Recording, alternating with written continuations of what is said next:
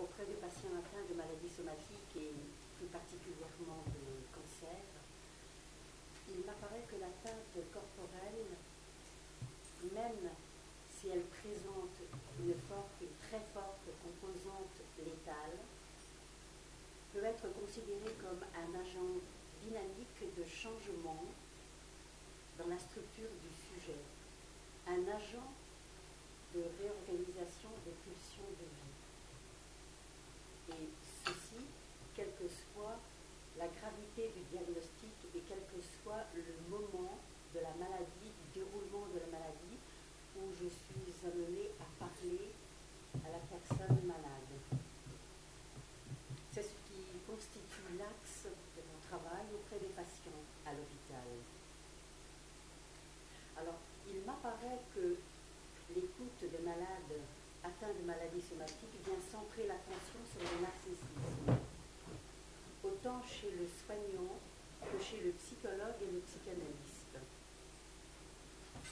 Depuis une quinzaine, une vingtaine d'années, on voit se développer dans les services d'oncologie médicale en médecine aiguë, je fais la référence au service de la Salpêtrière, et dans les établissements de soins de suite, le groupe hospitalier Les Cheminots où je suis maintenant, le souci d'apporter, on dit, une aide morale aux patients sous différentes formes.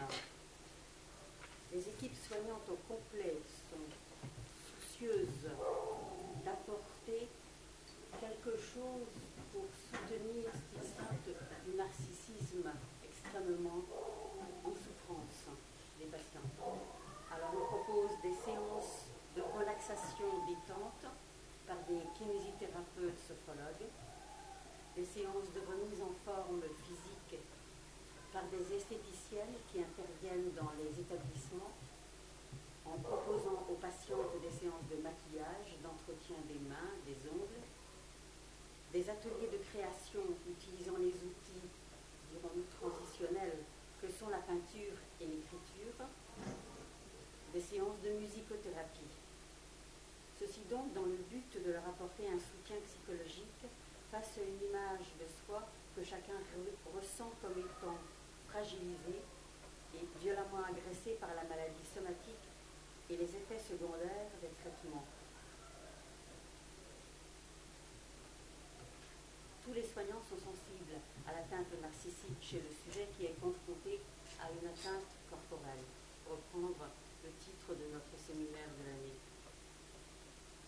Alors, je ne sais pas, mais peut-être convient-il que je précise s'il y a dans la salle des personnes qui ne sont pas familiarisées avec la pratique hospitalière, que les traitements anticancéreux ont des effets secondaires importants comme la chute des cheveux qui peut aller jusqu'à la calvitie totale et la perte de tout le système pileux, l'amaigrissement ou au contraire le gonflement du corps, la chute des ongles des mains et des pieds, la desquamation, la perte du goût, de l'odorat, de la sensibilité au toucher, de fréquentes nausées, des vomissements, une fatigue extrême, et que de ce fait, l'image de soi, le narcissisme, est particulièrement mis à mal.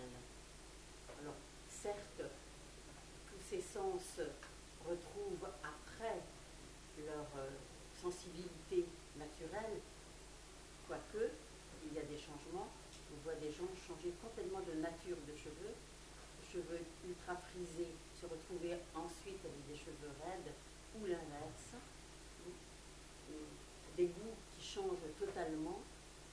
C'est quand même une aventure qui bouscule le sujet jusqu'au plus profond. Alors, mais comment entendre le narcissisme dans la confrontation aux atteintes corporelles? Alors, une jeune femme d'une trentaine d'années, atteinte d'un cancer du sein, me disait dans le service de soins aigus de cancérologie de la Salpêtrière, où on lui avait fait son diagnostic de maladie, qu'elle avait besoin en permanence de trouver la réassurance de son image,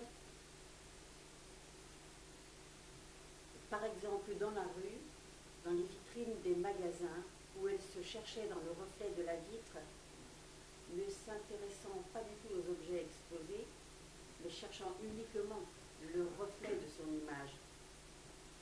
Bien à table, où elle cherchait ce reflet dans le revers des cuillères, dans les lames de couteau, ou dans tout autre ustensile qui pouvait lui renvoyer une image d'elle.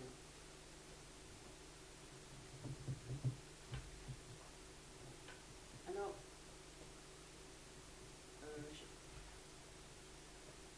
j'ai eu besoin de m'appuyer un peu sur quelques citations de Freud. Donc, pour introduire le narcissisme en 1914, il écrit que le terme de narcissisme provient de la description clinique.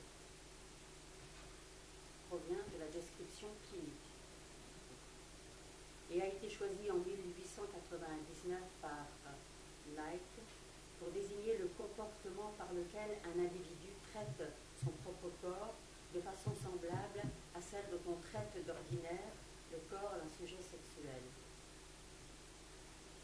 Plus loin, il continue, on est arrivé à supposer qu'un certain placement de la libido, qui doit être considéré comme narcissisme, peut entrer en considération dans un champ beaucoup plus vaste et revendiquer sa place dans le développement sexuel régulier de l'être humain.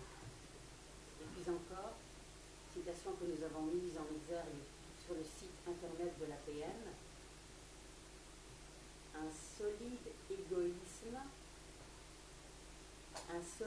égoïsme préserve de la maladie, mais à la fin, l'on doit se mettre à aimer pour ne pas tomber malade. Et l'on doit tomber malade lorsqu'on ne peut aimer par suite de frustration. Et l'on doit tomber malade lorsqu'on ne peut aimer par suite de frustration.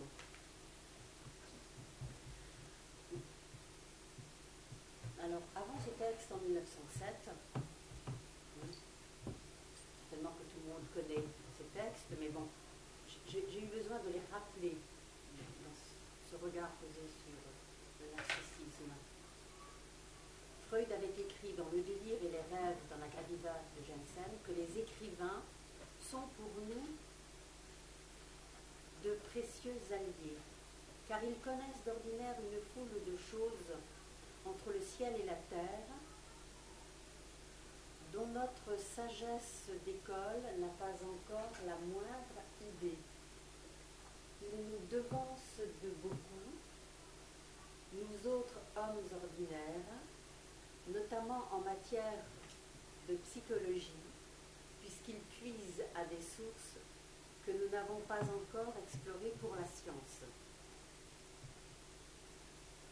Parmi les écrits des poètes, il en est un qui, dans ce contexte, est venu m'interpeller. C'est le récit du mythe de Narcisse dans les Métamorphoses d'Ovide. Ovide est né le 20 mars de l'an 43 avant Jésus-Christ à Sulmone dans les Abruzzes en Italie et est mort en 17 ou 18 après Jésus-Christ à Tomes, Constanta en Roumanie, où il était en exil. Il s'est mis à écrire les Métamorphoses en l'an +1 de notre ère, ayant déjà publié auparavant L'art d'aimer. Alors, les Métamorphoses qui étymologiquement signifie la forme d'après, se compose de 12 000 vers et 231 histoires de métamorphoses qui ont retenu mon attention à cause du texte sur Narcisse bien sûr, mais aussi parce qu'à l'hôpital général ou en établissement de soins de suite, la douleur de vivre à laquelle j'ai affaire avec les patients, ce n'est pas celle de la névrose, ce n'est pas non plus celle de la psychose des services de psychiatrie, c'est celle du corps biologique, la pâte biologique, qui se met à bouger par rapport au fonctionnement normal. Oserais-je dire le corps biologique qui se met à se métamorphoser. Ce terme de métamorphose. J'ai été assez étonnée de constater qu'à la fin de ces 231 histoires de métamorphose, déjà Ovide lui-même avait écrit dans son épilogue, et maintenant j'ai achevé un ouvrage que ne pourront détruire ni la colère de Jupiter, ni la flamme, ni le fer, ni le temps vorace. Ni le temps vorace. Mon nom sera impérissable, les peuples me liront, et désormais fameux, pendant toute la durée des siècles. S'il y a quelque vérité dans les pressentiments des poètes, je vivrai. Cela fait 20 siècles. Alors, je voudrais rappeler que nous sommes ici au sein de l'association Psychanalyse et Médecine, qui se veut, je pense, un lieu de questionnement et de recherche sur l'articulation de la psychanalyse. Je veux dire, j'ai écrit et de la médecine, et je me suis dit de la médecine. C'est bien plus que ça. Mais enfin, je n'ai pas réussi à le formuler autrement. Et que c'est dans ce contexte que je m'autorise à tenter une parole en liberté avec tous ces aléas. Alors, qu'est-ce qu'un mythe? Mythe vient du grec mythos, qui signifie récit.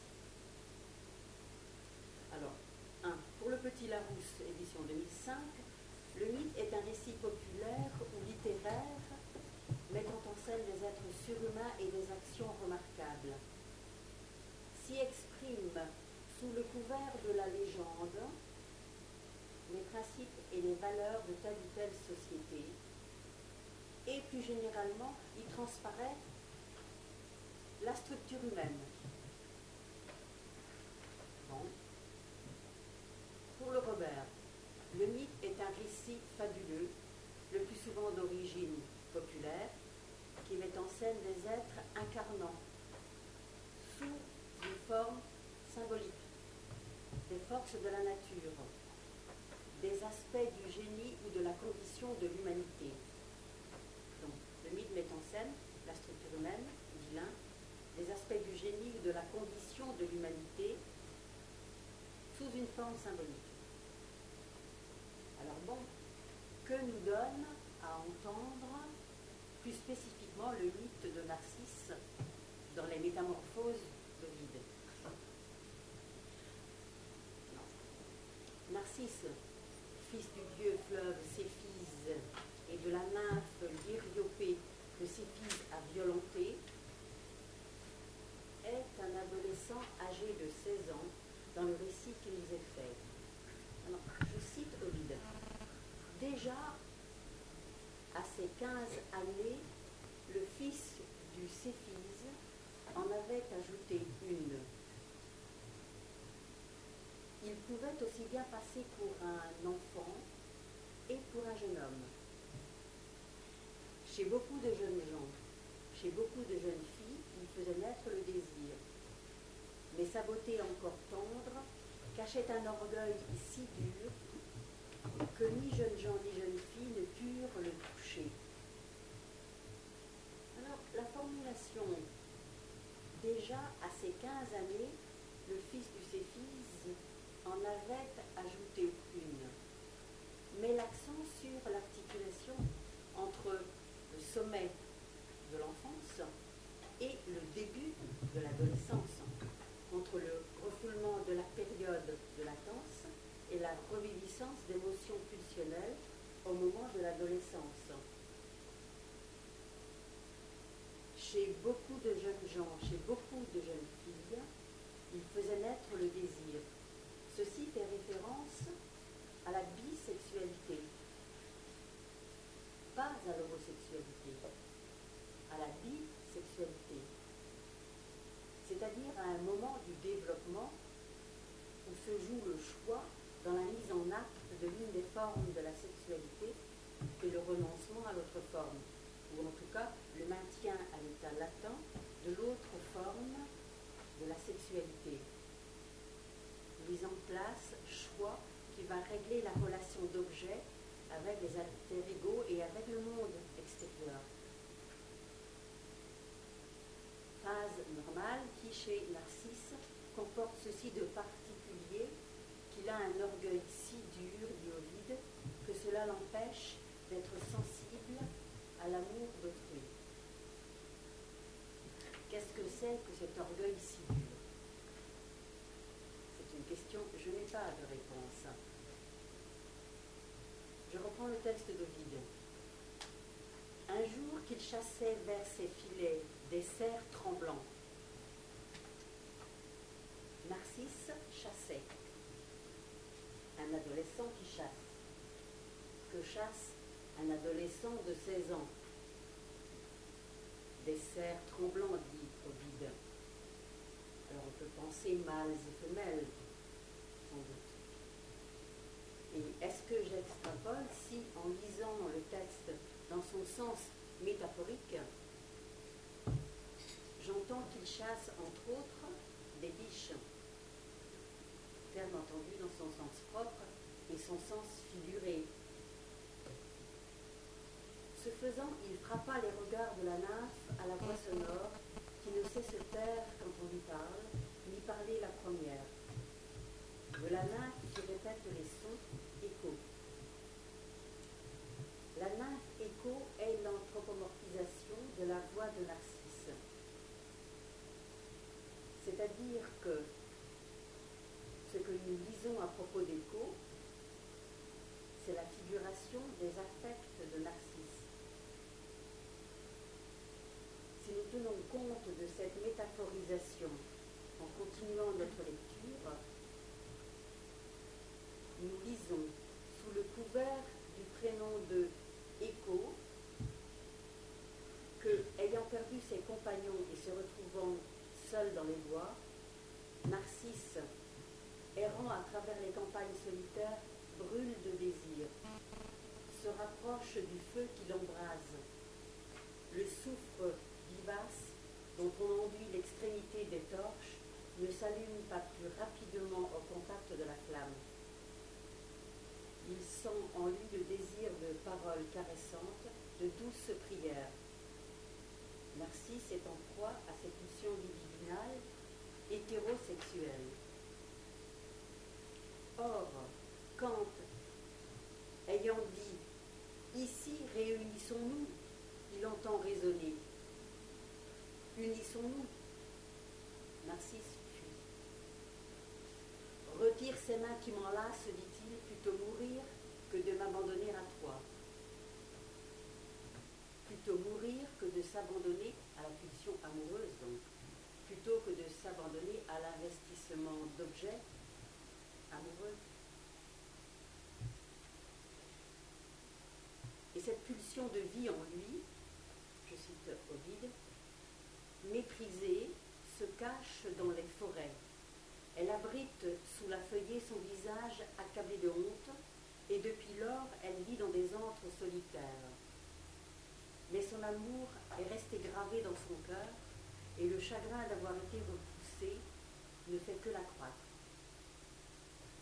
Dirons-nous que cette pulsion de vie est refoulée dans le ça, est refoulée simplement, ou, je cite Ovide encore, les soucis qui la tiennent éveillée épuisent son corps misérable, la maigreur dessèche sa peau, toute la sève de ses membres s'évapore. Pouvons-nous aussi souligner que ceci se produit au moment où, je cite encore, il advint que le jeune homme se trouva séparé de la troupe de ses compagnons. C'est-à-dire au moment où la sollicitation homosexuelle s'est éloignée, dirons-nous, laissant ainsi émerger et s'exprimer les pulsions hétérosexuelles.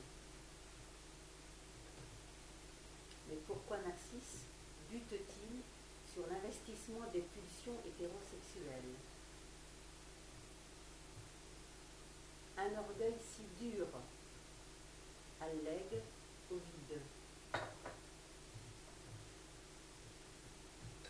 Certes, il tient de sa mère l'Hériopée une très grande beauté. On nous dit que l'Hériopée, douée d'une rare beauté, elle conçut et mit au monde un enfant qui dès lors était digne d'être aimé des nymphes. Elle l'appela Narcisse.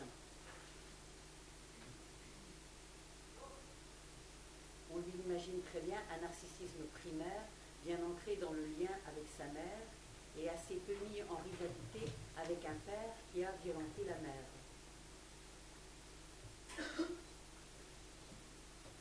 Alors, ceci me conduit à l'histoire de Tirésias, que j'appellerais le parrainage de Tirésias.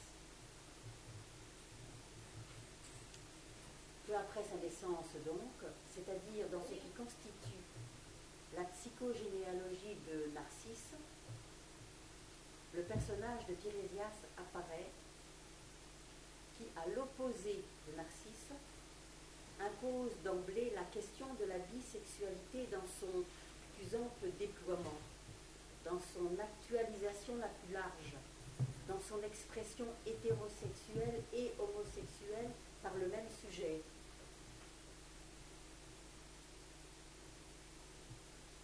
Si nous poursuivons une lecture métaphorique du texte, Tirésias, qui a expérimenté la bisexualité, s'est aventuré à explorer fort loin d'émotions pulsionnelles au fond du ça, qui est figuré ici par deux serpents accouplés. Je dis qu'il s'est aventuré fort loin à explorer l'émotion pulsionnelle au fond du ça, si l'on s'attache à considérer le symbolisme du serpent à travers l'écriture. Selon le dictionnaire des symboles de Jean Chevalier et Alain Guervante, chez Robert Laffont, le serpent est traditionnellement associé à la notion de sacré. On y lit « Le serpent visible sur la terre, l'instant de sa manifestation est une hiérophanie, phanie du grec hieros, sacré, et phéinène, révélé. En deçà et au-delà, on sent qu'il se poursuit dans cet infini matériel qui n'est autre que l'indifférencié primordial, réservoir de toute latence, sous-jacent à la terre manifestée.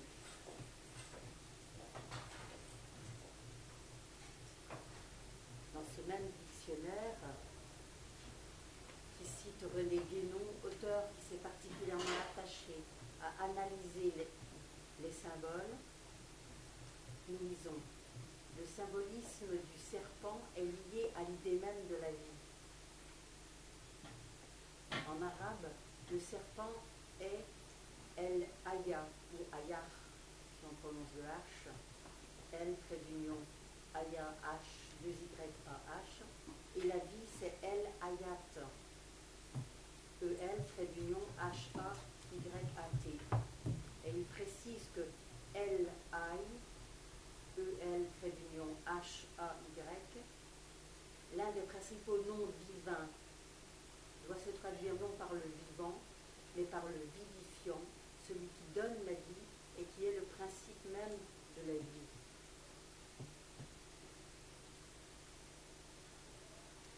Quand nous lisons que Tirésias avait frappé d'un coup de bâton deux grands serpents qui s'accouplaient dans une verte forêt, convient-il de comprendre que,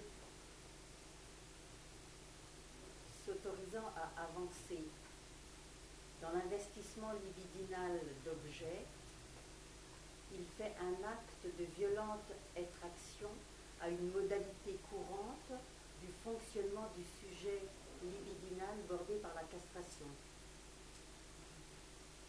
Faut-il comprendre que Tirésias, dont les investissements d'objets sexuels sont naturellement hétérosexuels, se prête dans un autre temps à des investissements d'objets homosexuels, faisant violence à ses dispositions spontanées. Il frappa de son bâton les deux serpents, représentant l'indifférencié primordial. Faisant incursion, et peut-être que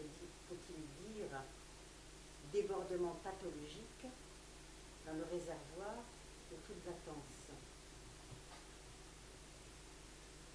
Puis il revient à sa modalité première d'investissement d'objets hétérosexuels, par un acte d'inégale violence d'ailleurs. Dans un effort de décision agressive, est-ce qu'il décide de s'éloigner de cet indifférencié primordial pour revenir à son état naturel?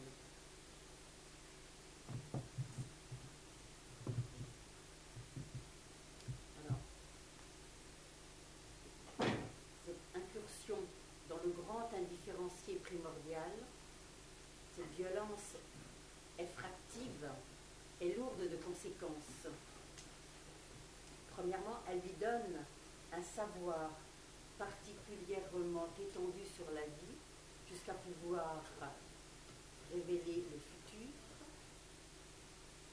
mais elle entraîne aussi une modification de son rapport à la castration, une perte du sens de la vie, c'est-à-dire une atteinte du corps biologique, une amputation.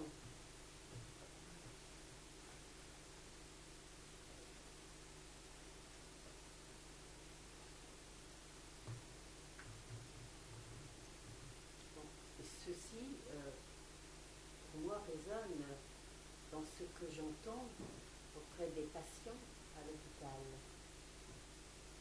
Quelquefois, même souvent, on est amené à se dire comment ça se fait que quelque chose de l'ordre du symbolique semble n'avoir pas suffi par fonctionner.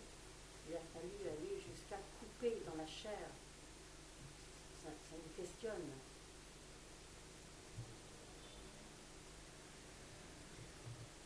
À l'Iriopée qui vient lui demander si Narcisse verrait sa vie se prolonger dans une vieillesse avancée, le devin interprète de la destinée répondit s'il ne se connaît pas. Or, pendant longtemps, ce mot de l'augure apparaît vain. Il semble que Narcisse ait grandi normalement pendant son enfance et sa prime adolescence. Est-ce à dire que Narcisse a traversé la phase oedipienne normalement? Et que c'est la confrontation au ressurgissement des pulsions libidinales à l'adolescence qui ne peut se mettre en place, se métaboliser?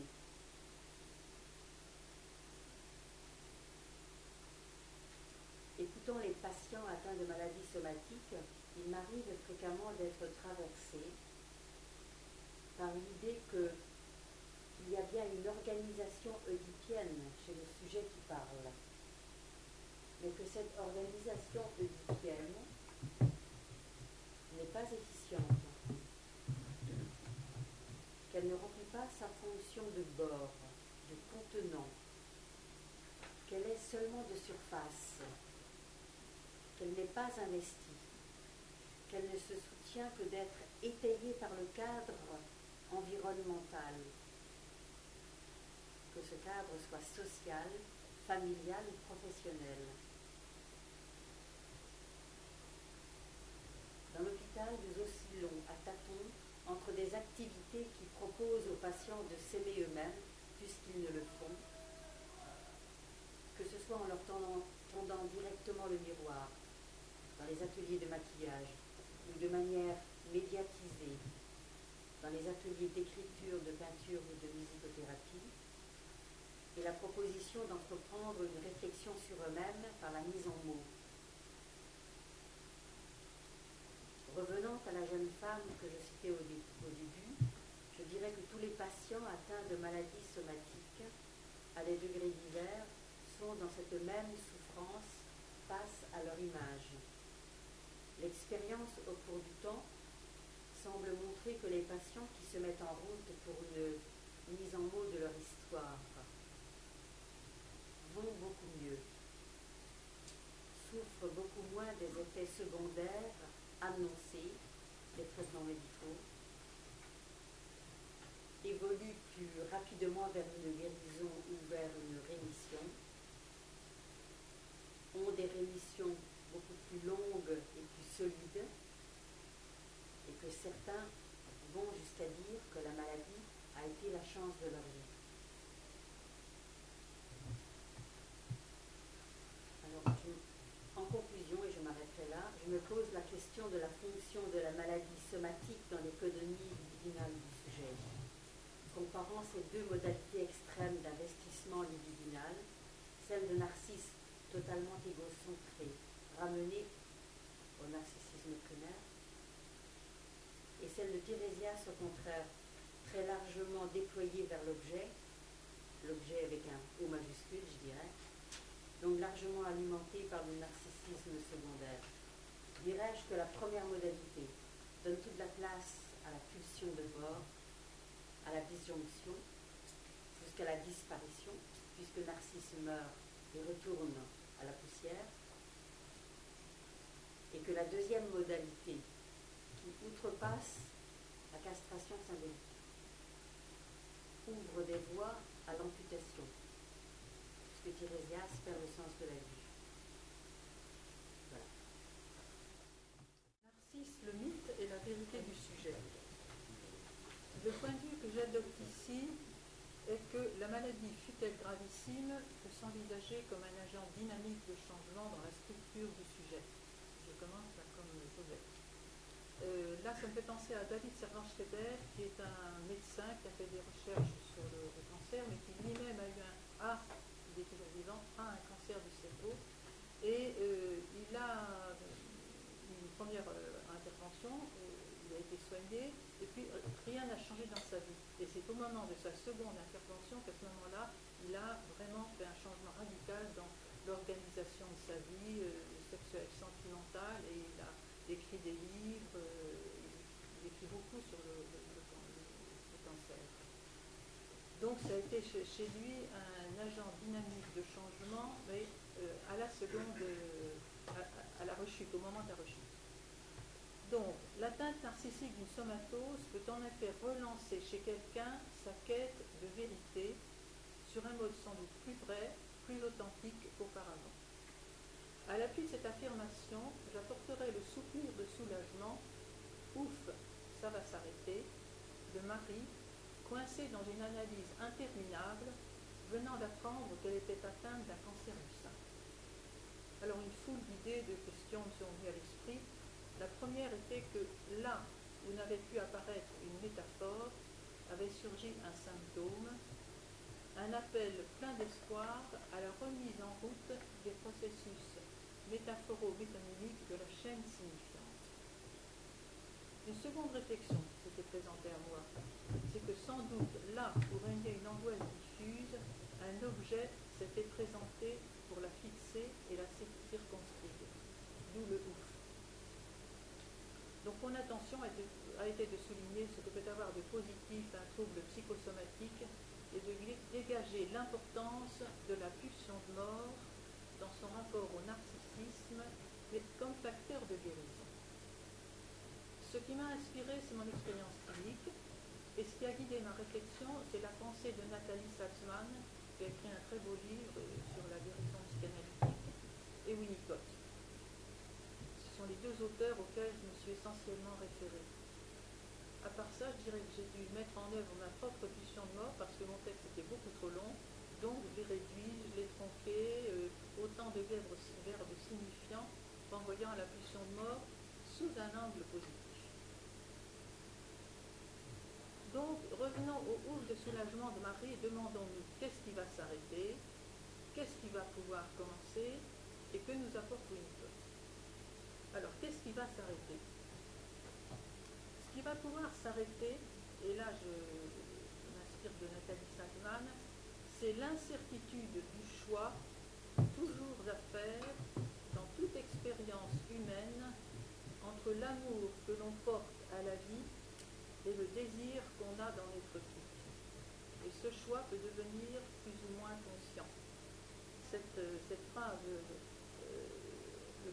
le choix qu'on a à faire entre l'amour que l'on porte à la vie et le désir qu'on a dans notre titre, ça m'a beaucoup frappé chez Nathalie Salzman, ça. Ce double mouvement est présent dès le départ et se rejoue tout au long de la vie. Il renvoie à la dialectique narcissisme de vie et narcissisme de mort. L'oscillation entre ces deux narcissismes peut s'arrêter. Un effet de gel peut se produire. Je pense à la mort subite du nourrisson ou encore à la mort du bébé de Clémence dans le récit d'Eternasio dans son livre La douleur d'aimer. Ce peut être aussi donc la survenue d'une somatose, un passage à l'acte ou même la mort. Somatose et passage à l'acte peuvent s'envisager sous l'angle de leur équivalence face soit à une menace fusionnelle, soit à une menace d'anéantissement. Le ouf, ça va s'arrêter, traduit le soulagement à l'idée que le conflit entre les deux pulsions va pouvoir s'arrêter. Peut-être une meilleure intrication pulsionnelle va-t-elle pouvoir s'installer chez Marie. Seconde réflexion. Le ouf, ça va s'arrêter, me semble une production de la pulsion de mort dans son versant protecteur. Quoi qu'il y apparaisse, même si l'atteinte est bien réelle, ce n'est pas là la manifestation d'un désir de mort chez cette patiente. La pulsion de mort bat le rappel d'une réalité biologique. C'est un point de vue développé par Nathalie Salzman auquel je souscris. Ce qui n'est pas un mythe, mais une vérité, c'est que le corps n'est pas seulement un fantasme. Nous avons un moi-corps qui a ses limites propres, infranchissables, et celle-ci se dérobe à l'emprise mentale. La pulsion de mort joue un rôle dans la constitution des frontières du corps et de ses affects, de ses limites biologiques, ainsi que dans le relevé des seuils de tolérance, excès de privation, de consommation. Ben, 33 ans, nourrisson savant, dit dans son intellect, coupé de son corps et de ses affects, il est sujet à d'angoissantes crises d'asthme qui viennent lui rappeler que son corps réclame son dû. Il lui faut, régression salvatrice, partir le week-end en forêt, s'allonger sur le sol et respirer l'odeur parfumée et entêtante de la terre, des feuilles mouillées. C'est ainsi qu'il se ressource. Dans le transfert, il lui a été nécessaire au cours d'une séance de calquer sa respiration sur la mienne, comme le font parfois les bébés avec leur mère, pour tenter d'enrayer la crise qui l'oppressait et suscitait chez lui une immense angoisse de mort. Si je calque ma respiration sur la vôtre, m'a-t-il dit, je sais que ça ne va pas s'arrêter. Ces crises d'asthme ont le mérite de déclencher chez cet homme la recherche d'une solution qui passe, certes, par l'amour de transfert, mais aussi par une trouvaille du registre narcissique.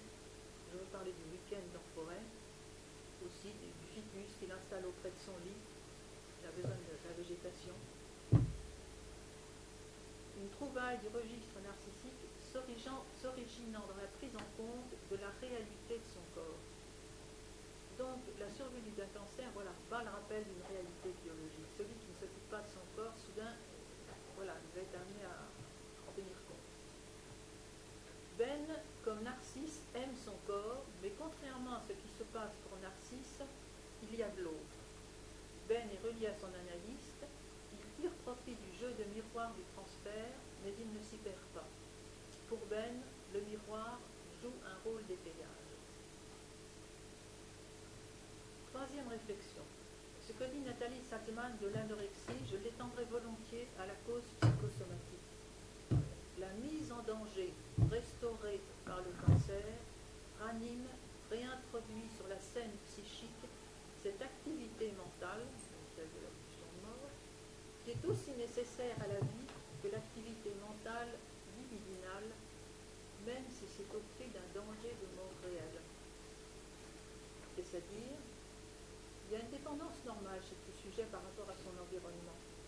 Mais face à l'emprise mentale d'un autre qui s'est approprié à sa place le choix ou le refus de sa vie, un sujet qui cherche à échapper à cet excès d'emprise mentale peut développer une somatose. La mise en mollet qui l'accompagne ranime, réveille les ressources mentales autoconservatrices des pulsions de mort. Mais un tel sujet ne pourra sortir de la spirale de destruction, qui en fait obéit à un vrai désir de survie psychique, à un désir d'être sujet, que s'il peut faire l'expérience d'être libre de pas aimer celui ou celle dont l'amour l'emprisonne. Revenons à Marie. Le vécu de danger a permis la remise en route chez elle d'une activité de pensée plus proche de sa vérité qu'auparavant. Sans doute pourrait-on se référer ici à la question du vrai et du faux self winnicotien. Une somatose se présentant comme voie de sortie d'un faux self excessif, venu comme dérangeant. Autre remarque. La survenue de l'asthme chez Ben intervient comme un signal d'alarme donné par la pulsion de mort d'avoir à dire sa vérité de sujet pour ne pas mourir étouffé. Tom, qui est un patient état limite, disons, ne souffre pas, lui, de somatose, mais une chute sur les rails du métro dont la fonction pourra bien être équivalente à celle d'une somatose est venue introduire une mise en danger, c'est-à-dire à la faveur d'un moment de dissociation ou d'un moment conclusif. Tout se passant comme s'il pouvait y avoir urgence à se démontrer qu'on est en vie en s'exposant à la mort, soit par une somatose, soit par un passage à l'acte. Le narcissisme emprunte alors les armes de la pulsion de mort au service de la vie. Quatrième réflexion. Nathalie Salzman nous rappelle dans son très beau livre que les pulsions de mort ont une histoire inconsciente, une histoire mentale qui n'est pas seulement celle de l'agressivité. Elles ont leur mode de figurabilité qui n'est pas celui d'Eros. Les pulsions libidinales dessinent une géographie des plaisirs érogènes du corps. Les pulsions de mort, elles, ont une mission corporelle différente, c'est une fonction d'individuation. Le recours aux limites du corps, ce qu'expérimente Ben, est parfois le seul recours qui reste à un sujet pour se soustraire à un excès d'emprise mentale d'un autre.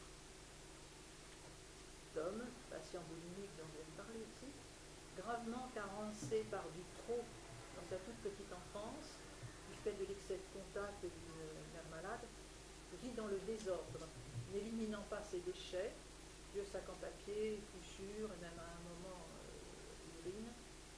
Il ne retire pas les mie de pain, résidus de repas sur les draps de son lit.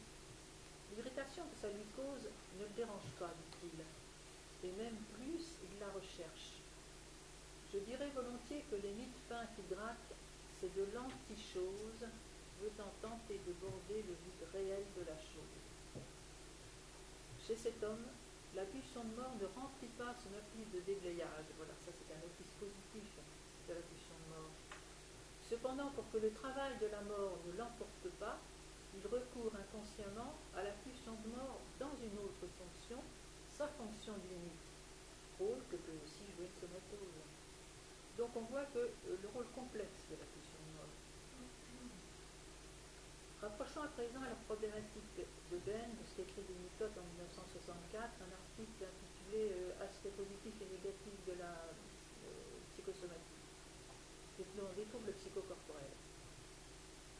Concernant les maladies de peau chroniques, Winnicott pense que l'irritation chronique de la peau et l'inconfort qu'elle suscite soulignent les limites de la membrane corporelle et en conséquence celles de la personnalité. Derrière se cache la menace d'une dépersonnalisation et celle d'une angoisse impensable qui relève du processus contraire à ce que nous appelons intégration. Ainsi expose-t-il le cas d'une femme souffrant de problèmes de peau. Elle a pris conscience d'une menace de dépersonnalisation. Aussi dans son lit, elle prend des positions inconfortables afin d'avoir pleinement conscience de sa tension musculaire. En raison de sa forte dissociation, elle sait qu'elle est malade lorsqu'elle l'est et qu'elle va bien lorsqu'elle se sent bien, mais ces deux états n'ont pas de lien entre eux et elle a besoin de moi pour savoir les relier, écrit Winnicott. Donc c'est là où il y a on souligne toute l'importance de l'écoute du psychanalyste, l'importance du transfert. L'acte de Ben, s'allongeant sur le sol humide de la forêt pour respirer l'odeur de la terre, est un comportement salvateur, mettant en jeu les limites de son corps. En séance, il lui est possible d'élaborer le sens de cette séquence, de mettre du langage sur son acte. Il peut alors en faire autre chose qu'une manifestation compulsive, proche de l'expression d'un besoin physiologique. Les traces archaïques relevant du narcissisme primaire, réveillées chez lui par de l'actuel, peuvent trouver des modes d'expression, des modes de canalisation autres que la somatose. Revenons au ouf, ça va s'arrêter de Marie. Ce qui va pouvoir s'arrêter à la faveur de la remise en route des processus mentaux autoconservateurs de la pulsion de mort, c'est la confusion objet de désir, objet de besoin, qui me paraît assez typique dans les somatoses. Cette confusion peut rendre malade. Winnicott considérait qu'il y a lieu de distinguer précisément l'objet désir de l'objet besoin et se fâchait face aux analystes qui ne faisaient pas cette distinction. Assoun, lors de son intervention, a évoqué un déchirement possible entre objet de désir et objet de besoin. Il y a un principe économique selon lequel, lorsque la libido du moi narcissique se place sur le même objet que la libido d'objet, le sujet se trouve décomplété si l'objet fait défaut.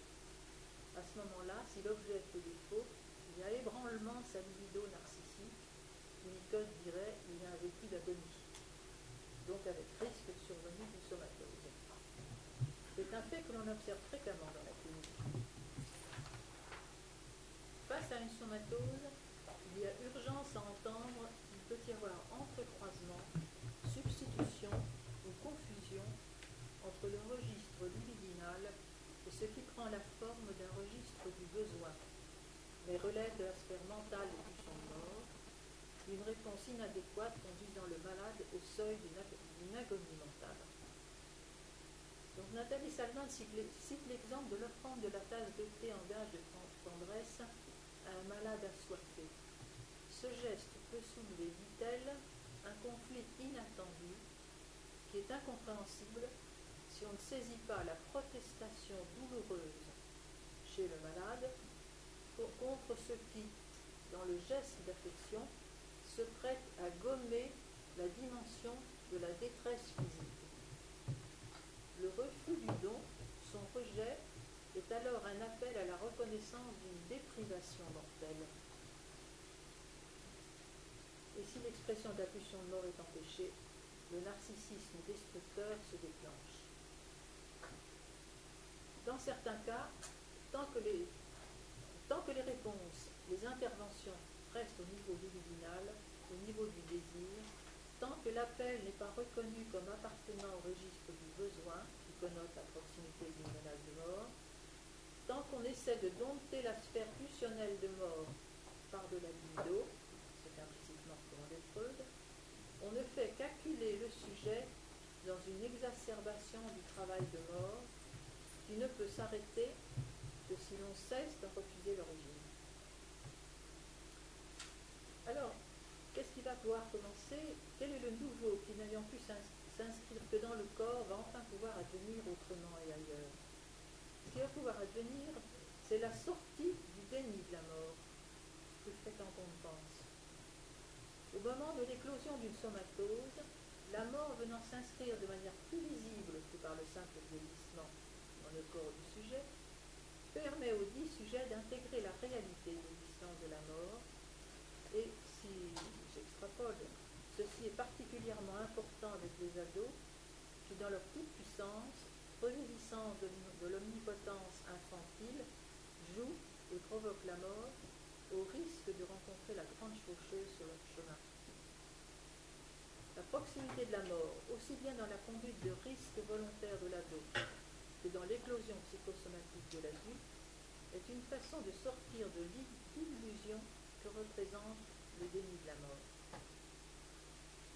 Si je reconnais avec mes tripes l'existence de la mort qui m'est rappelée par la survenue de mon cancer du sein, pour édire l'inconscient de Marie, je vais pouvoir commencer à m'intéresser à la vie et à écouter mon désir. Ouf, ce qui va pouvoir commencer, c'est la vie, avec la kyrielle des remaniements identificatoires que cela suppose. remaniement identificatoire indispensable. Ce qui va pouvoir commencer, c'est la création d'un espace transitionnel, dirait Winnicott, à moins que ce ne soit la faveur de nouveaux refoulements, la constitution d'une zone préconsciente défaillante chez la personnalité à structure psychosomatique. Ce qui va pouvoir se mettre en place, c'est l'espace de la création métaphorique, donc éventuellement celui de l'écriture, mais notons qu'il faut un narcissisme suffisant du côté du sujet pour que celui-ci puisse échanger son symptôme, qui est déjà en bien une métaphore, contre une création métaphorique. Autre idée, un traumatisme nouveau, comme celui de l'apparition d'un cancer ou toute autre maladie grave, peut revêtir un aspect positif s'il permet l'intégration jusque-là impossible d'un trauma plus ancien relié à ce nouveau trauma. C'est-à-dire qu'une mort actuelle, une perte d'illusion radicale peuvent rendre possible l'entrée dans le travail d'élaboration d'une perte jusque-là impensable et impensée, n'ayant pu prendre place dans la psyché du sujet du fait d'un clivage ou d'une forte fusion locale. Ça, c'est le concept de Nasio. Local, parce qu'il peut y avoir coexistence dans le psychisme de plans de réalité régis par la forte fusion et d'autres plans de réalité régis par le refoulement. Donc, selon lui, l'atteinte forte fusive peut n'être que partielle. Ainsi que le rappelle Lacan, pour qu'il y ait symptômes, il faut qu'il y ait au moins duplicité, au moins deux conflits en cause, un actuel et un ancien. Sans la duplicité fondamentale du signifiant et du signifié, il n'y a pas de déterminisme psychanalytique concevable. Le matériel lié au conflit ancien est conservé dans l'inconscient à titre de signifiant en puissance, à titre de signifiant virtuel, pour être pris dans le signifié du conflit actuel et lui servir de langage, c'est-à-dire de symptôme. Mais pour ce faire, il faut qu'il y ait un appel. Alors, que l'on parle d'ouverture vers la corrélation métaphorique, de renforcement de la zone préconsciente, de constitution du nouveau refoulement ou de voie d'accès à l'intégration d'un trauma ancien ayant fait l'objet d'une forte fusion locale, ce dont il s'agit toujours, c'est de la sortie d'une position clivée, telle que Freud en parle dans le clivage du moi dans les processus de défense en 1938. Ce qui va pouvoir advenir aussi, c'est l'opération bénéfique de la castration qui permet la sortie de l'un, l'arrachement au champ de la chose, et le repositionnement du sujet par rapport au désir. Marie-André a 22 ans lorsque je la vois pour la première fois. Elle a peur de devenir folle car elle se dédouble. Elle présente aussi un symptôme somatique. Elle a réussi, dit-elle, à bloquer ses règles la première fois lorsqu'elles sont apparues à l'âge de 15 ans. Depuis, plus rien.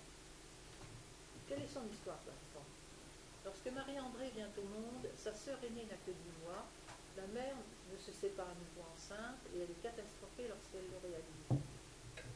Le premier miroir, c'est la mère. C'est aussi le premier grand autre qui appelle et qui nomme. Son regard, ses gestes, ses paroles, sa voix renvoient à l'enfance des images auxquelles il s'identifie. Avec la naissance de Marie-André, la mère a 2 bébés sur le bras, au sens propre du terme. Comment les regarde-t-elle? Laquelle des deux fait office de phallus pour elle? On peut supposer que c'est la première venue, désirée et attendue. Sans doute l'image du premier nourrisson a-t-elle été privilégiée par elle, c'est celui-là que Marie-André voit dans son regard. Ainsi, pour la cadette, l'enveloppe de l'autre bébé, de l'aîné, s'est-elle inscrite comme particulièrement désirable, car porteuse de l'objet du désir de la mère. Ce qui fait identité, c'est sa sœur, aussi se colle-t-elle à elle. La peau de l'autre, c'est la sienne. Adolescente, elle était fière de son aînée, elle était la plus jolie, je la trouvais parfaite. Tout comme Narcisse, elle est prise au piège de la fascination. Quand on était 2, on n'en voyait qu'une, et ça ne me dérangeait pas. Ce mélange m'allait bien, J'étais transportée par ma sœur. Lorsque cette sœur aînée a eu ses règles, elle dit j'étais fière. Par contre, elle a vécu comme une catastrophe la survenue chez elle de cet événement venant la sortir de l'enfance. Je me suis dit qu'à cause de ça, j'ai été séparée d'elle, ça m'individuait et je ne voulais pas. J'ai refusé. Marie-André a certainement vécu à ce moment-là un épisode de dépersonnalisation, car j'avais, dit-elle, l'impression que le temps n'existait plus. J'avais l'impression d'être totale. Il n'y avait plus de durée, et elle décrit comme un écrasement du temps, comme si elle était en même temps dans le passé, le présent et l'avenir. Il n'y avait plus de mouvement. Alors qu'après quelques détours, elle en vient à me demander, se sexuer, est-ce que ça veut dire sortir de la mer? Donc là où la castration était refusée au profit de l'un, une formation de l'objet petit a, c'est-à-dire une formation de la jouissance, concept avancé par Nadio, a surgi, et c'est le dédoublement. La problématique de la menstruation bloquée, c'est le symptôme visible, identifiable, repérable. Il vient faire signe et vient attester de la présence de la maladie dissociative sous-jacente, qui est vraiment le problème. Alors il m'a été demandé, cette patiente a-t-elle fait une somatose? Non, elle n'a pas fait de somatose. Mais Marie-André à l'adolescence, par contre, a fait une sortie hors corps. C'est-à-dire psyché et soma sont séparés. Elle a vécu une expérience de dissociation psyché-soma, au cours de laquelle elle s'est vue planant dans l'espace, détachée de son corps, reliée à lui par le regard et observant la scène de son accident quelques mètres plus bas. Elle voyait son corps meurtri, allongé sur le sol, elle observait l'effervescence tout autour, et surtout elle assistait au désespoir de la personne qui l'avait entraînée dans cette expérience de descente en luge sans en maîtriser le déroulement. Elle s'était alors dit, je ne peux pas lui faire ça. Ainsi était-elle venue réhabiter son corps au risque de souffrir. Je pense de même que c'est l'amour de transfert qui la fera plus tard sortir de la dissociation. Alors, bref retour à l'éclairage winnicottien. Paraphrasant Winnicott qui écrit « Il est faux de penser que la maladie psychotique est un effondrement, c'est une organisation défensive contre une agonie primitive. J'écris à mon tour la maladie psychosomatique. Avec l'atteinte corporelle qui la matérialise, n'est pas un effondrement. C'est une organisation défensive quand une angoisse qui peut être angoisse d'anéantissement, angoisse d'abrutissement, peut-être dans l'univers de la chose. La maladie psychosomatique est le symptôme de quelque chose qui s'est mal passé au cours du premier développement émotionnel de l'individu, écrit Dan Abraham dans sa présentation du langage de Winnicott. Le narcissisme pour Winnicott a à voir avec la constitution d'un self unitaire ainsi que l'exercice des processus d'intégration dans le temps et dans l'espace et la personnalisation. Pour donner l'idée de la personnalisation, il cite l'exemple de deux jumelles dans le landau et quelqu'un fait sauter en l'air une des deux jumelles et l'autre s'étonne de ne pas ressentir à l'intérieur d'elle le mouvement ascensionnel. C'est-à-dire que ce n'est pas du tout évident que l'esprit soit dans le corps. La première idée qu'avance Winnicott est que le trouble psychosomatique est la partie visible de l'iceberg qui vient révéler l'existence de la maladie psychosomatique. Il distingue bien les deux. Le véritable problème, c'est la maladie psychosomatique, et la maladie psychosomatique, c'est le clivage et c'est la dissociation psyché-soma. C'est pourquoi j'ai voulu apporter l'exemple de la sortie hors corps, qui est une dissociation. La maladie dans les désordres psychosomatiques n'est pas l'état qui s'exprime cliniquement par une pathologie somatique ou un fonctionnement pathologique tel que la colite, l'asthme ou l'eczéma chronique. C'est la persistance d'un clivage dans l'organisation psychique du moi du patient. Voilà, c'est ça qui est la vraie maladie. La persistance d'un clivage dans l'organisation psychique du moi du patient. Et c'est à ce stade que l'on situe la véritable maladie. Ça, c'est la position de Winnicott. En conséquence, la guérison ne surviendra que si le clivage perd sa raison d'être à la faveur d'un traitement psy.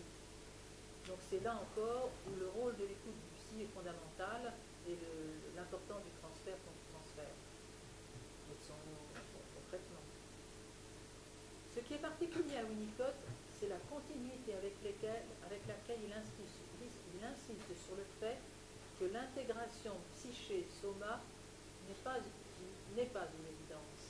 C'est une conquête que le petit enfant effectue grâce à la fonction de maintien assurée par l'environnement, holding, handling. Au début est la non-intégration. Il n'y a pas de lien entre le corps et la psyché et pas de place pour une réalité non moi. L'objet et la localisation de la psyché dans le corps, c'est-à-dire l'intégration psyché-soma, vont naître en même temps. Voilà, c'est l'histoire des deux jumelles. Une intégration réussie, c'est l'unité. Et à ce moment-là, la peau devient la frontière entre le moi et le non-moi. En ce sens, la maladie psychosomatique s'exprime par un clivage de la personnalité et par une faiblesse du lien entre psyché et soma, ou encore un clivage organisé comme moyen de défense contre la persécution du monde rejeté. Chez la personne malade subsiste une tendance à perdre le lien psychosomatique, observe Winnicott. Donc le désordre psychosomatique est directement lié, pense-t-il, premièrement à un moi faible, largement dépendant d'une mère insuffisamment bonne, et un passage incertain vers le mode du développement personnel. Deuxièmement, un retrait du je suis et du monde rendu hostile par le désaveu du pas moi. Le clivage entre psyché et soma est un phénomène régressif qui utilise des résidus archaïques pour édifier une organisation défensive. La somatose peut de ce fait faire fonction de jonction avec une problématique archaïque. Peut-être un moyen de chercher à se guérir. Il y a chez l'humain, dit encore Winnicott, une tendance naturelle à l'intégration. La tendance à l'intégration somatique est une partie du mouvement qui s'amorce vers le processus de développement, et le clivage est ici le représentant de la répression. L'un des buts de la maladie psychosomatique est de retirer le psychisme de l'esprit, c'est-à-dire de l'intellect, et de faire revenir à son association intime et primitive avec le corps. Le trouble psychosomatique compense la séduction du psychisme par l'esprit. C'est là on peut se référer à une discordance entre l'intellectualisme ou simplement un très bon niveau de développement intellectuel et les troubles psychosomatiques, psychomoteurs du type dyspraxie, comme c'est le cas chez Ben. Ben d'ailleurs, qui est toujours en analyse avec moi, emploie très souvent le qualificatif incarné. Je sens que je suis de plus en plus incarné. Du coup, les autres s'intéressent davantage à moi, j'ai davantage de relations avec les autres. Il y a le mot incarné. Autre remarque importante de Winnicott, on doit être capable de voir la valeur positive du trouble psychosomatique. La maladie psychosomatique est le négatif d'un positif. Le positif, c'est la tendance à l'intégration dans nombre de directions, qui inclut la personnalisation. Le positif étant la tendance dont chaque individu hérite pour achever l'unité de la psyché et du soma, c'est-à-dire l'établissement du cercle unitaire, si on parle en termes winnicottiens. Alors, comme j'ai mentionné plus haut, une somatose peut représenter l'opportunité d'avoir accès à un trauma ancien, à un effondrement, breakdown, qui peut avoir été expérimenté par le sujet, mais n'a pas trouvé sa place dans le psychisme. C'est peut-être une ouverture à un accès à des failles narcissiques précoces liées à des traumas précoces. L'angoisse disséquante primitive ne peut se mettre au passé, dit Winnicott, si le moi n'a pu d'abord la recueillir dans l'expérience temporelle de son propre présent. Il lui faut trouver l'espace où s'inscrire. En ce sens, l'éclosion d'une somatose peut représenter l'espoir de retrouver une unité psychosomatique. Donc l'écoute et le savoir-faire du psy sont alors essentiels. Un psychanalyste concerné par le même problème de dissociation que son patient peut très bien ne pas entendre celui-ci. C'est Winnicott là, qui en parle. Mais ils peuvent aussi avancer ensemble.